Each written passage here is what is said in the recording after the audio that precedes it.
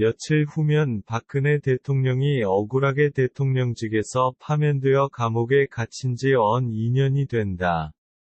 국민들의 대부분이 아직도 박근혜 대통령이 잘못해서 탄핵되었다고 믿고 있고, 더 많은 사람들이 박 대통령 탄핵은 너무 오래전 일이니 잊자, 덮고 넘어가자 라고 외치는 나라에서 내가 계속하여 탄핵의 부당성을 외치고 쓰는 것이 과연 누구를 위한 것인가 회의가 든다. 그러나 오늘은 탄핵 2년이라는 뜻깊은 날이라 내가 사랑하는 태극기 애국시민들을 위하여 이 글을 쓴다. 박근혜 대통령을 대통령직에서 파면한 2017년 3월 10일자 헌법재판소 판결을 읽어본 대한민국 국민이 몇 명이나 될까?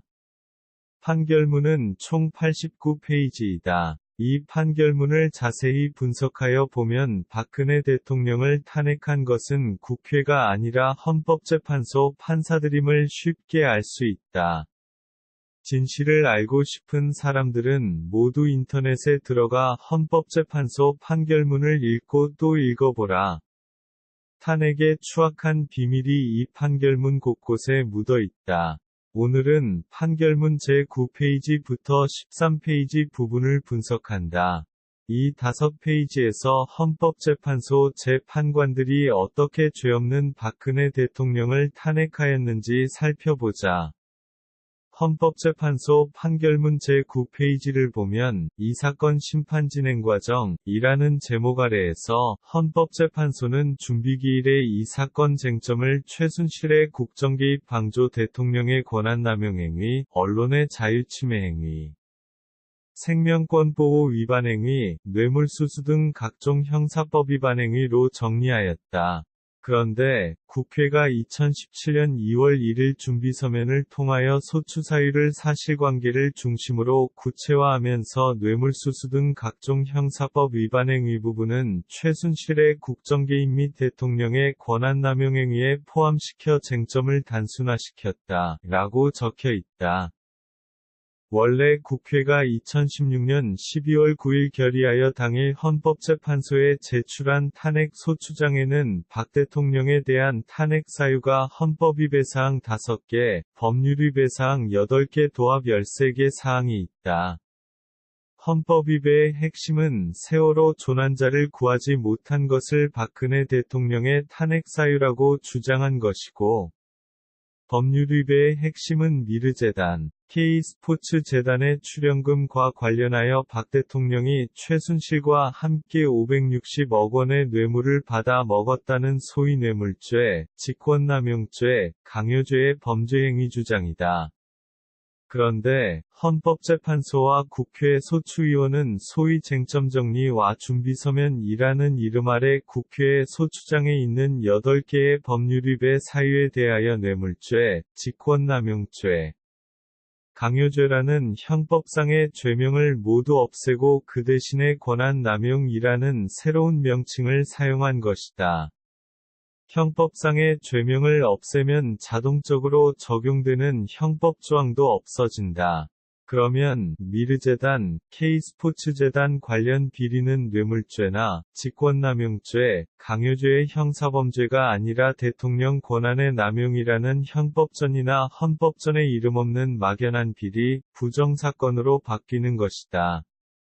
얼핏 보면 형사범죄가 아닌 막연한 비리, 부정사건으로 탄핵 사유의 명칭과 법적 성격을 바꾸는 것이므로 박 대통령에게 유리한 변경으로 보일 수 있다. 그러나 실제는 이것이 바로 헌법재판소가 노린 함정이다.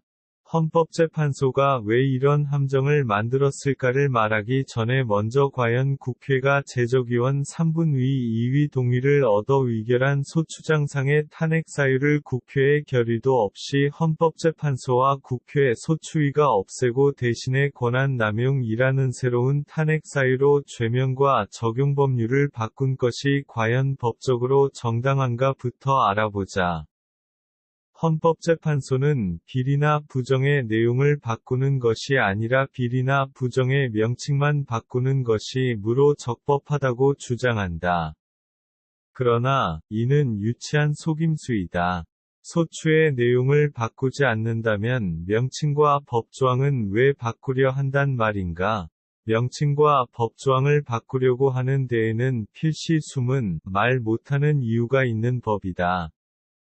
헌법재판소 재판관들이 바보인가? 국회가 대통령에 대하여 탄핵소추를 하는 법적 근거는 헌법 제65조 제1항에 있다. 이 규정에 의하면 국회는 탄핵 대상자가 직무집행에 있어서 헌법이나 법률에 위배한 때에 비로소 국회 제적위원 3분의 2위 동의를 받아 탄핵을 소추할 수 있다. 다시 말하여 국회가 탄핵 소추를 하려면 단순히 비리나 부정, 무능, 부도덕한 행위가 있다고 할 수 있는 것이 아니다. 탄핵 대상자가 헌법이나 법률에 위배된 위법행위를 하여야 한다. 그런데 우리나라 헌법은 키안웬과 푸지 이외에 본문만 127개 조항이 있다. 법률은 수천 개이다. 형법만도 372개 조항이 있고 특별형법도 수십 개이다. 따라서 국회가 탄핵 대상자를 헌법이나 법률에 위배되는 행위를 하였다고 소추하려면 반드시 어느 법의 어느 조항에 위배되었는지 위배된 법률 이름과 법률 조항을 특정시키지 않으면 안 된다. 예컨대 대통령이 어느 기업인에게 특정 재단에 100억 원을 기부하라고 요청한 사실에 대하여 특정 헌법조항이나 법률조항을 특정하지 않고 막연하게 대통령의 권한을 남용한 비리가 있어 탄핵한다 라고 소추하면 그 권한 남용의 비리가 과연 헌법 위배인지 법률 위배인지 알 수가 없으므로 적법한 탄핵 소추가 되지 않는다. 따라서 당연히 각 하나 기각되어야 한다.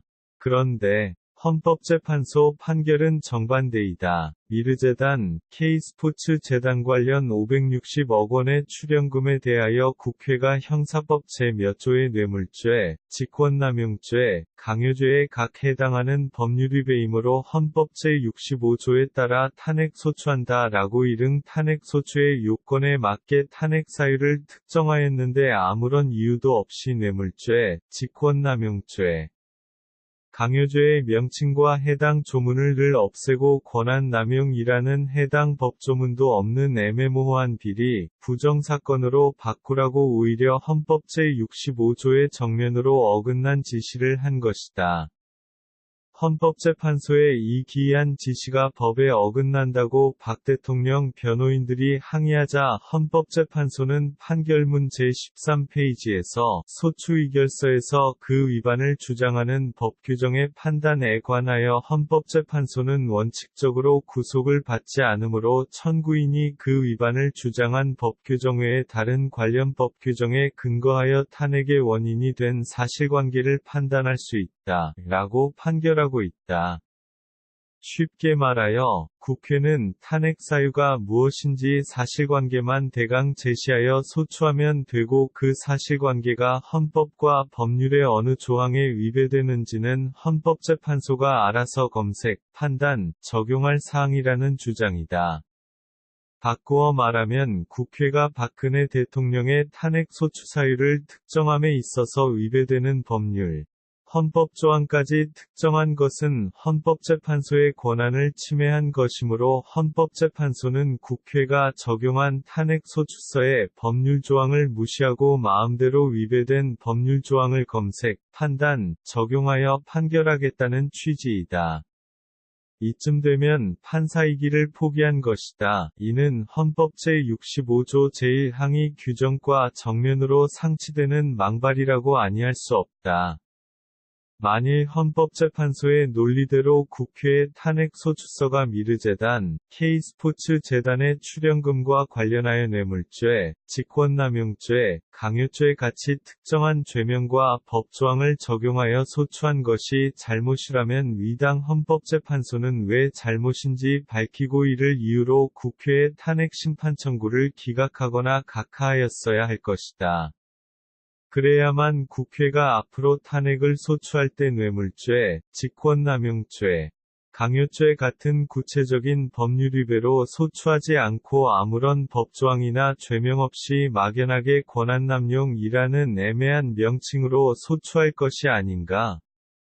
헌법재판소 판결대로 국회가 탄핵 소추할 때 피소추인의 부쟁이나 폐일이의 사실관계만 대강 쓰고 위배된 헌법이나 법률 조항을 특정시키지 않고 백지로 작성하였다면 피청구인은 위배된 헌법이나 법률 조항이 무엇인지 알 수 없기 때문에 국회의 탄핵 소추에 대하여 어떠한 법적 항변도 할 수가 없다. 오로지 국회가 소추한 사실관계가 진실이 아니다, 증거가 없다라는 사실관계나 증거관계의 항변밖에는 할 수가 없다. 그뿐만 아니다. 헌법재판소 논리대로 하면 국회는 피청구인의 탄핵 사유를 특정할 때 위배되는 법률이나 헌법 조항을 고려할 필요 없이 백지로 남긴 채 탄핵 사유로 생각하는 비리나 부정의 사실관계만 적으면 소추할 수 있다. 따라서 탄핵 대상자의 법률 위배가 아닌 도덕적 잘못이나 허물 또는 행정적 미수까지도 얼마든지 탄핵 사유로 소추할 수 있다.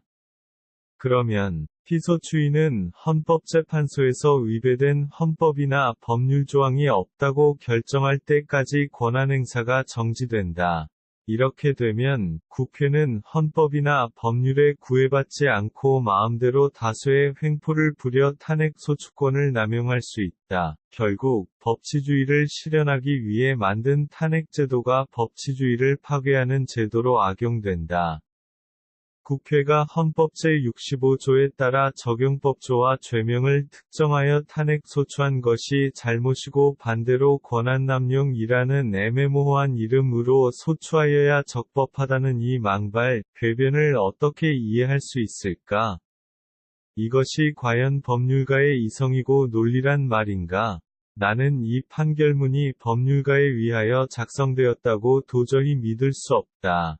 언젠가 판결문의 실제 작성자가 밝혀지리라고 믿는다. 그러면 왜 헌법재판소 판사들은 탄핵 소추장에 기재된 뇌물죄, 직권남용죄, 강요죄의 죄명과 법조항을 빼버리고 권한남용이라는 법조문에도 없는 새로운 명칭으로 바꾸어서 박근혜 대통령을 탄핵하였을까? 결코 이는 우연이나 실수가 아니다. 헌법재판소가 쟁다얀쟁비라는 이름 아래 국회의 탄핵 소추 의결서를 배제하고 권한남용이라는 새로운 탄핵 사유를 만들어 재판한 것은 미르재단, K스포츠재단의 출연금을 뇌물죄, 직권남용죄, 강요죄로 단죄할 아무런 증거나 선례가 없음을 미리 알고 다른 사유로 박근혜 대통령을 탄핵시킬 의도로서 법전에 없는 권한 남용이라는 애매모호한 탄핵 소추 사유를 새로 만들어 적당히 헌법 위배라는 이유로 탄핵을 하는 장꾀를 부린 것이라고 볼 수밖에 없다. 그리고 이 장꾀는 국회가 탄핵 소추장을 2016년 12월 9일 결의하여 헌법재판소에 접수시키고 약 2주일 뒤인 2016년 12월 22일 제1차 변론준비기일에 이미 나왔다. 결국 박근혜 대통령은 국회가 탄핵한 것이 아니라 헌법재판소가 탄핵한 것이다. 누구든지 나의 이 글에 반론이 있으면 적극 환영한다.